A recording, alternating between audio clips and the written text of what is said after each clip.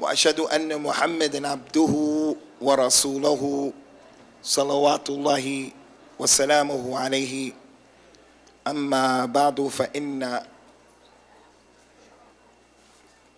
خير الكلام كلام الله وخير الهدى هدى رسول الله صلى الله عليه وسلم وشر الأمور محدثاتها وكل محدثة بدعة وكل بدعة ضلالة وكل ضلالة في النار.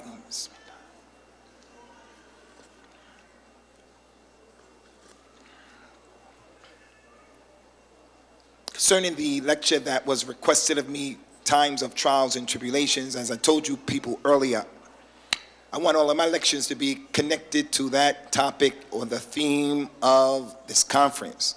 Practical advice to myself and to all of you brothers and sisters. Before we deal with tonight's lecture, which is the last lecture that I'll be giving here in Minnesota, on this trip, bi'idhnillah, I just want to make a quick clarification or a quick point. One of the younger brothers who I had an opportunity to meet on this trip, I've been spending some quality time with him. He comes with me to the place where I'm living, and we've been together for about 2 or 3 days. He's my younger brother, my little brother. He's been here in Minnesota for a number of years, so he knows what the deal is. He knows what the deal is, and he knows what time it is. He came to me and he said, I think you should advise the people and clarify something because I know my people. He said that someone came to him after the last talk and said to him, why is that guy so angry? Why is he so upset? And he told the people what was the truth. He said to the person, he's not upset. He's just passionate about what he's saying. He's just passionate about what he's saying. I know that some people, not Somalis though, some people like Pakistanis, Indians, I've been to Malaysia, Indonesia. When you go to those countries, Thailand, those people are laid back. They're real gentle, they're really easy. When you make Hajj and you see them, they're little small people and they go around the Kaaba and they're real small. And if you push them like that, they'll get out of your way. So you can't talk aggressively with them because they may be offended. But generally speaking, black people, wherever they come from in Africa, you see they're very animated with their hands, they're very passionate. But whatever the case is, I want to clarify this point. I met some new brothers, reverts, Brother Bilal, that distinguished looking gentleman with the glasses and the imama. He's light-skinned and his name is Bilal because they think African Americans have to be Bilal. Anyway, that brother, some of the reverts, when I talk, they know where I'm coming from. So if anyone feels offended, I'm not trying to offend anyone. I bite my tongue for no one though. I'm not biting my tongue for anyone. What I believe is what I believe. And some of the issues that we've mentioned, they're serious issues. They're serious issues. Because as you'll see, inshallah, and as you already know, some of our youth are throwing their lives away for nothing. And that's a tragedy. And we don't want to see that being a mistake that is repetitive. So concerning the times of trials and tribulations, I can go many places with this particular topic, many places, many angles. But I want to deal with one angle, and it's one of the short angles that's pretty close to us. And it's many angles, but this one is close and is muhim, jiddan, jiddan, jiddan. And that is the angle concerning these non-Muslims who are not going to stop bothering the Muslims and messing with the Muslims and giving Muslims problems by disrespecting our religion. Like what they did, draw Muhammad Day, sallallahu alaihi wasallam. The things that they say that are offensive, things that they do that are not sensitive. It's not permissible for a Muslim to curse the God of a non-Muslim. If a non-Muslim like a Sikh or Hindu, he believes that the cow is God, the monkey is God, you can't curse his God out of respect to what he worships. That thing deserves to be disrespected, but you can't do that. That's not the etiquette of Islam. So we have to be sensitive. Those people, they're not sensitive to us. They're not sensitive to our religion. They're not sensitive to our Nabi sallallahu alaihi wasallam. They're not sensitive to what we believe in. They're not sensitive to those things that make us who we are. And you'll always have Muslims with a big question mark who support them in that. So what I want to talk about today, inshallah, is some of the rules and some of the regulations that we as individuals need to know and we need to have when it comes to defending our religion, defending the Nabi of al-Islam sallallahu alaihi wasallam, defending the Quran, defending the hijab, defending the companions radiyallahu anhum ajma'een.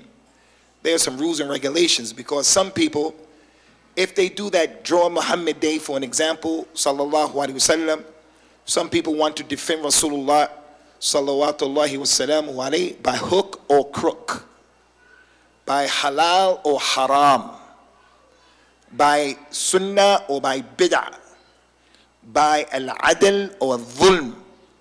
The important thing to him is just defend him. That's what's important. I don't care what I do, just defend him. So when they did draw Muhammad Day sallallahu alaihi wasallam, when it happened in Sudan, the Muslims went crazy. In Egypt, they killed a nun who was coming out of the church. In Turkey, they killed a priest in the church. In Pakistan, they stormed the American embassy and they burnt the embassy. And they burned the American flag and effigies of George Bush. Lahu min Allahi ma yastahiq. So you saw the Muslims looking crazy in the media. So how do we defend the Nabi sallallahu alaihi wasallam?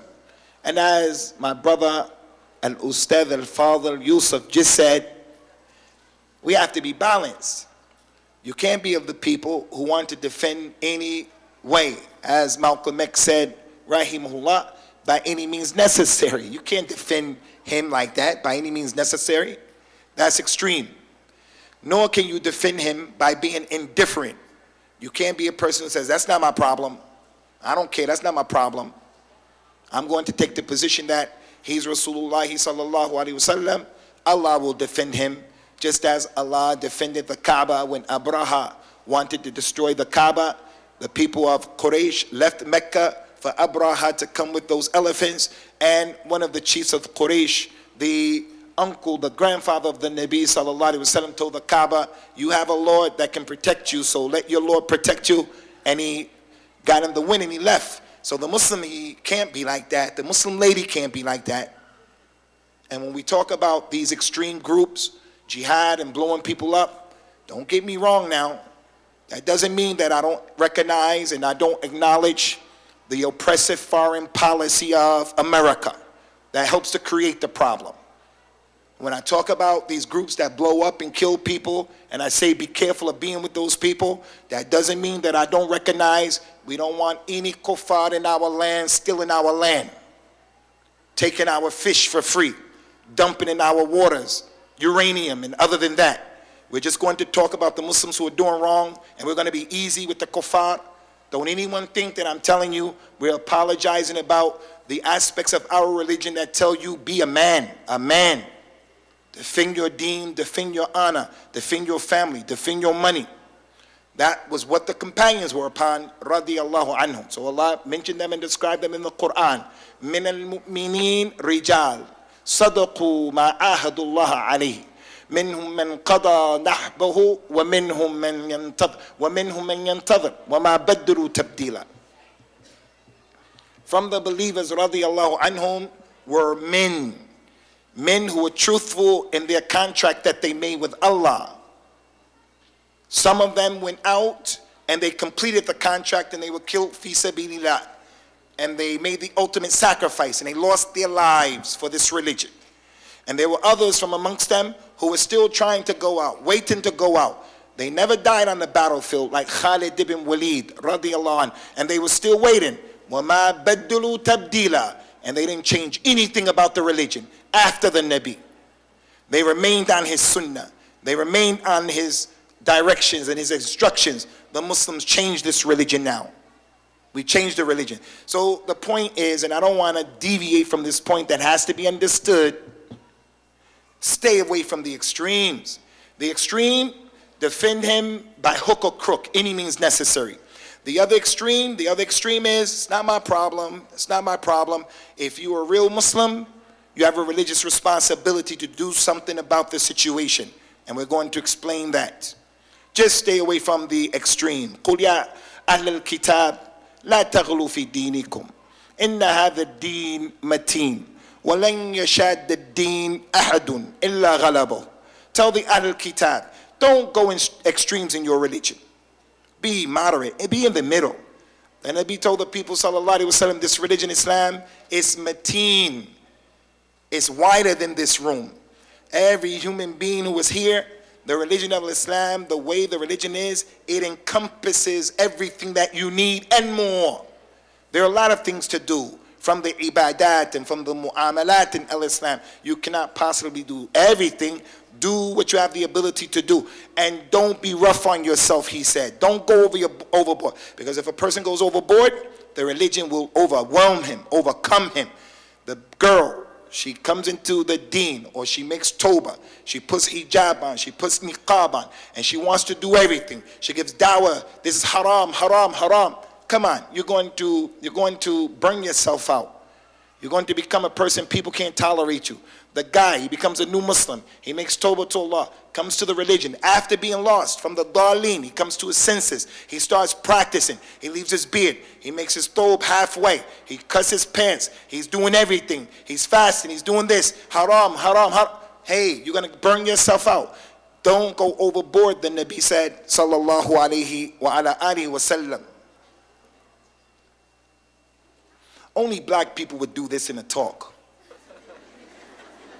Because that's how our lips get chapped like that. You know what I'm talking about. So the point is, Ikhwani, this is a serious talk here, serious. The point here is, what are the goals or the dawabit, the rules and regulations that you have to know, Ya Abdullah? Do you want to be like these individuals that I want to tell you about, some of the youngsters that I know in the UK? One brother is from northern Nigeria, from the UK. He went to a prestigious school in London, UCL, University of Central London. His family in Nigeria are wealthy. The word how much is not in his father's vocabulary. How much is not in the vocabulary. His father wants to buy something, he buys it. The boy started practicing Islam, and his family were not that religious. The house that they owned, that he lived in as a student in London, was in Marble Arch. I saw those houses on Park Avenue, I think it's called. The apartment in London on Marble Arch is more expensive than those mansions. He was living there.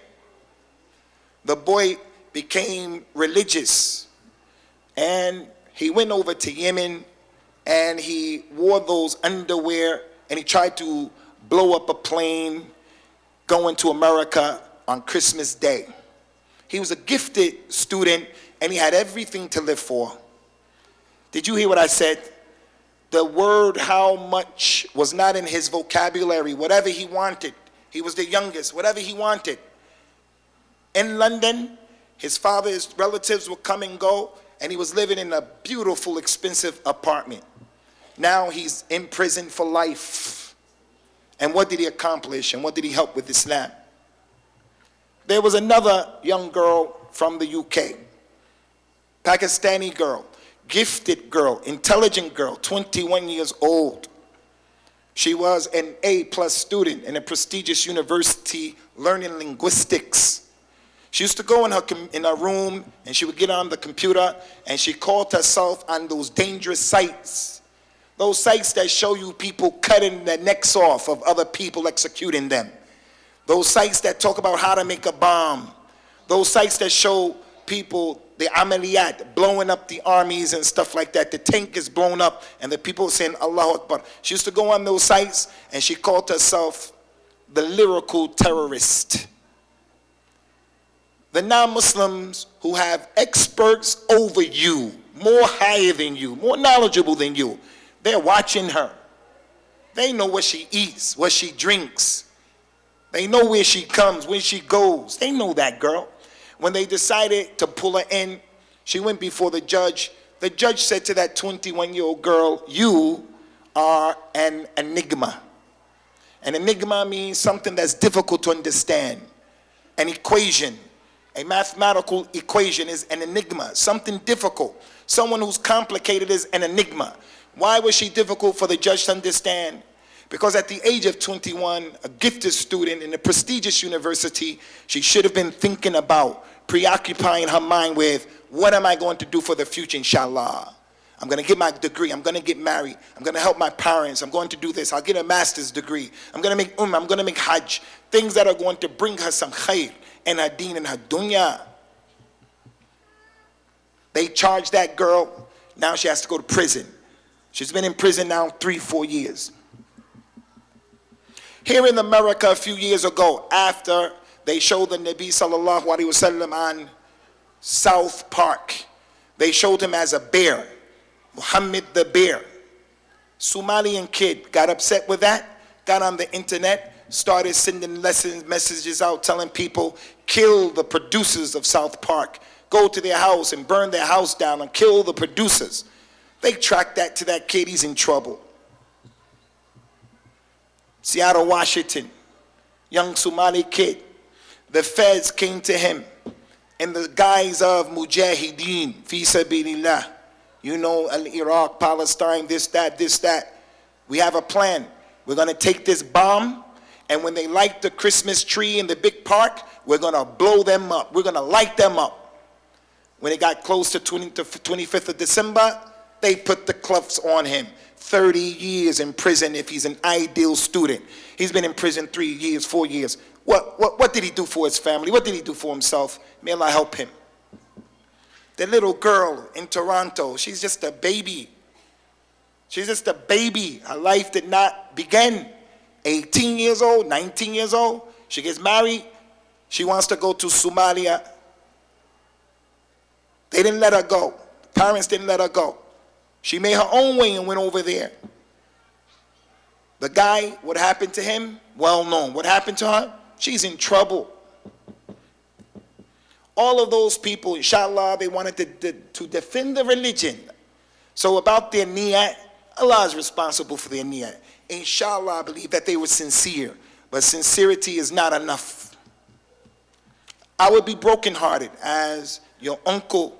I would be brokenhearted, sincerely brokenhearted, if I heard one of you guys got twisted and caught in traffic like that. For what? Because you're not going to make a dent in the situation, like the man who was sitting and the companion Abdullah ibn Mughaffil came. The man was sitting there and he was plucking rocks. Abdullah ibn Mughaffil, the companion radiallahu anhu, came and said, hey, stop doing that, young man. The Prophet said, sallallahu alaihi wasallam, don't pluck rocks like that, because you can't use it for jihad. You can't hurt anyone plucking a rock. It won't help in the war. And you're going to knock someone's eye out or break someone's tooth. Nothing's going to come from that. It's idle. It's idle. And it's going to be harmful. Similar to that, if one of us did something crazy and we went to prison for 30, 40 years, it's worse than that. Plucking rocks. Plucking rocks. What did you do? You didn't do anything. You didn't make a dent in the situation. You made it worse. So what I want you, brothers and sisters, to do is, don't be extreme here, don't be extreme there. We have to defend the Nabi sallallahu alaihi wasallam. Allah Ta'ala mentioned in the Quran, Inna Allah yudafi'u 'an alladhina amanu. Allah will protect and defend those who believe. Those who are the best believers are the Anbiya. Allah is going to defend the Nabi sallallahu alaihi wasallam. Allah made that his responsibility. Wallahu ya'asimuka minan nas. Inna kafaynaka al-mustahzi'in. The prophets and the messengers before us, All of them had a religious responsibility to defend Rasulullah sallallahu alaihi wasallam. All of them. Adam, Noah, all of them, all the way to Isa. Allah took a contract with them. You have to defend the Nabi. All of the prophets and the messengers. وَإِذْ أَخَذَ اللَّهُ مِيثَاقَ النَّبِيِّينَ لَمَا آتَيْتُكُم مِّن كِتَابٍ وَحِكْمَةٍ ثُمَّ جَاءَكُمْ رَسُولٌ مُصَدِّقٌ لِمَا مَعَكُمْ لَتُؤْمِنُنَّ بِهِ وَلَتَنصُرُنَّهُ قَالَ أَأَقْرَرْتُمْ وَأَخَذْتُمْ عَلَى ذَلِكُمْ إِصْرِي قَالُوا أَقْرَرْنَا قَالَ فَاشْهَدُوا وَأَنَا مَعَكُمْ مِنَ الشَّاهِدِينَ. Remember, Ummah al-Islam, Allah said, when Allah took a contract from all of the Anbiya previously, and Allah said to them, if there comes to you, every prophet, if there comes while you're with your people, while you're living, if there comes to you the Rasul sallallahu alaihi wasallam, confirming what is with you, then you have to believe in him, and you have to help him. Allah said, do you take that as a contract binding upon you? All of them say, yes. So Isa was waiting. If the Nabi comes, he's going to back up and help the Nabi. Musa, Yaqub, Ishaq, Ismail, all of them. So the point is, all of the prophets, all of the companions were ready to defend him. And they are our A'immah, and we followed them. So we have to defend him. So don't get it wrong and don't misunderstand what I'm saying. You have to defend them. You can't be indifferent and you can't be overboard, hook or crook. Look at the time of the Nabi sallallahu alaihi wasallam. Every segment of the community defended him. Every segment. There was a companion who was blind, handicapped.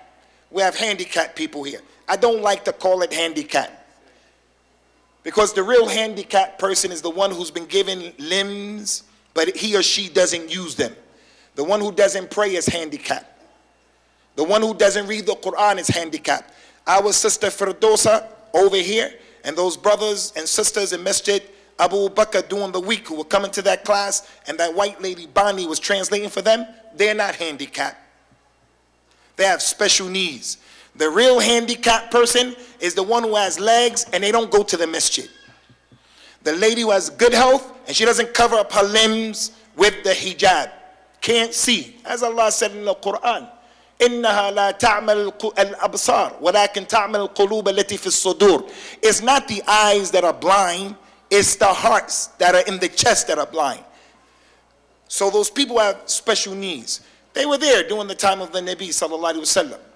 One example is a man who was blind and he was old.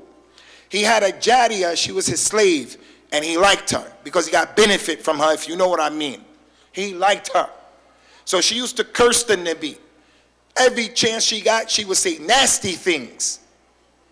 He's pedophile, he's a liar, he's a sahir, he's majnoon, he's a kadhab, sallallahu alaihi wasallam. The master would say to the young girl that he got benefit from, hey lady, you better stop doing that. You better stop. And he kept telling her, you better stop, you better stop. But she relied on the fact that he really loved her. He really liked her. The man got tired of it. He said, I'm not going to tell you anymore. You say it again.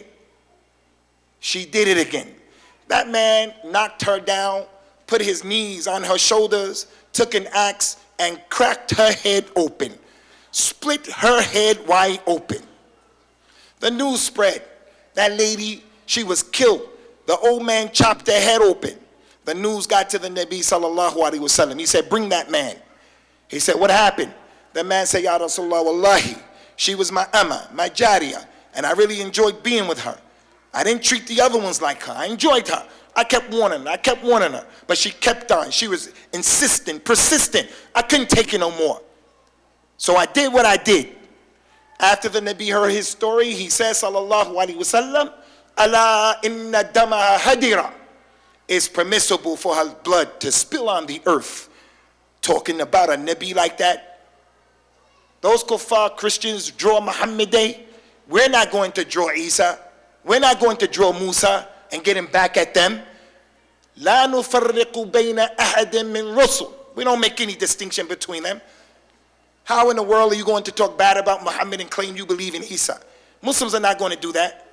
So the point here is, the Nabi sallallahu alaihi wasallam allowed that handicapped man to defend the sunnah, to defend his honor. Now before I go on, inshallah, you got to understand something. Someone may sit in the audience and say, khalas, anyone who says something bad about the Nabi, if they draw ayat of the Quran on the naked body, I'm going to catch the man in the street and stab him, shoot him, crack his head open. La. You can't do that. You can't do that.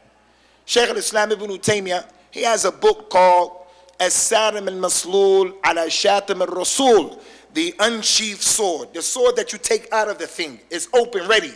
He called it the sword that's ready for the one who curses the Nabi.